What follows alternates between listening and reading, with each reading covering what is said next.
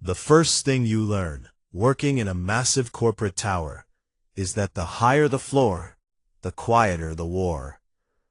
My name is Ryan. I've spent 7 years inside that glass skyscraper in downtown Chicago, rising from junior analyst to strategy manager. On the 42nd floor, silence isn't peace. It's calculation.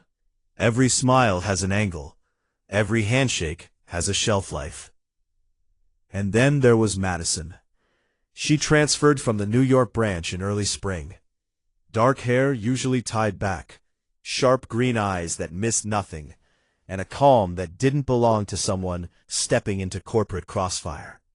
She joined my division, reporting directly to Daniel, our regional director, but most of her project coordination ran through me. Daniel had built his reputation on bold acquisitions and quiet eliminations. He had the charisma of a campaign politician and the patience of a chess player. People feared him because they couldn't read him. Madison, on the other hand, read everything. At first, I thought she was just ambitious. She stayed late. She memorized numbers no one asked her to memorize.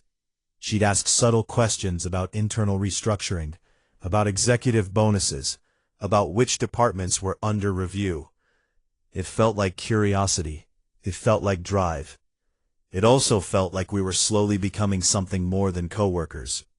It didn't happen through grand gestures. It happened in shared elevators, at 9 p.m., when the building hummed with fluorescent loneliness. It happened in quiet glances across conference tables, while Daniel dissected quarterly losses. It happened when she'd bring me coffee without asking, exactly the way I took it. I told myself I was too seasoned to blur lines. But corporate life is isolating. When someone sees you, really sees you, inside that machinery, it's hard not to lean closer. Then the rumors began. A restructuring initiative, executive-level downsizing, a confidential review list. One evening, I stayed late to finish projections for an upcoming board presentation. As I walked past Daniel's office, I noticed the door slightly open. The lights were off, but his monitor glowed. A spreadsheet was displayed, names in one column, status notes in another. I shouldn't have stepped closer. But I did. And there it was, my name. Next to it, Phase 1, Replacement Identified. Replacement identified. The air left my lungs. 7 years of loyalty reduced to a cell in a spreadsheet. The next morning, Madison acted normal. She mentioned that Daniel had been evaluating leadership efficiency. Her tone was careful, almost rehearsed.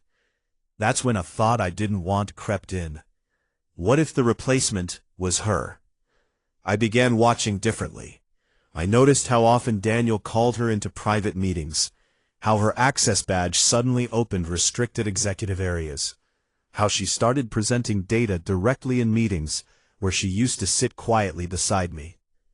I felt betrayed, not just professionally, but personally. I had let her in. I had told her about my frustrations, my ambitions, even my doubts about Daniel's leadership. If she was positioning herself to take my place, I had handed her the blueprint. 2 weeks later, Daniel announced a strategic realignment meeting with the board. I was not invited. Madison was. That night, she asked if we could talk. We met in the empty cafeteria, overlooking the river. Her reflection in the glass looked steadier than mine. She didn't apologize. She didn't deny anything. Instead, she told me something I never expected. She hadn't transferred voluntarily. Corporate headquarters had sent her to audit Daniel. The acquisition successes, inflated. The cost savings, artificial. Bonuses, redirected. She had been planted as an internal investigator. And my name on that spreadsheet, a test. Daniel suspected someone close to him might be reporting inconsistencies. He listed me as Phase 1 to see if the information would leak. If it did, he'd know the breach was within his immediate circle. I remembered the night I saw the screen. The door had been slightly open, too obvious. "He wanted you to see it," Madison said quietly. Suddenly, the pieces rearranged themselves. Daniel wasn't just trimming staff. He was hunting. I felt anger surge, at Daniel, at Madison, at myself. She had used proximity to gather insights. Our late nights, our shared frustrations, how much of it had been strategy? Before I could ask, she answered the question I hadn't voiced. "It wasn't supposed to get personal," she said, "but it did." I wanted to believe her. I didn't know if that made me a fool. The board meeting happened on a Thursday. By Friday morning, Daniel's office was empty. Security escorted him out before noon. An internal memo cited financial misrepresentation and breach of fiduciary responsibility. His access was revoked. His name removed from internal directories within hours, as if he had never existed. But that wasn't the end. Monday morning, I was called into the executive conference room.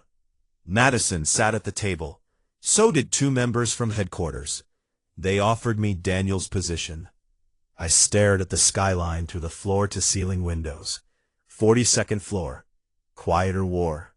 Then came the final revelation. Madison would not be staying in Chicago. Her assignment had been temporary from the start. Clean the division, stabilize leadership, leave.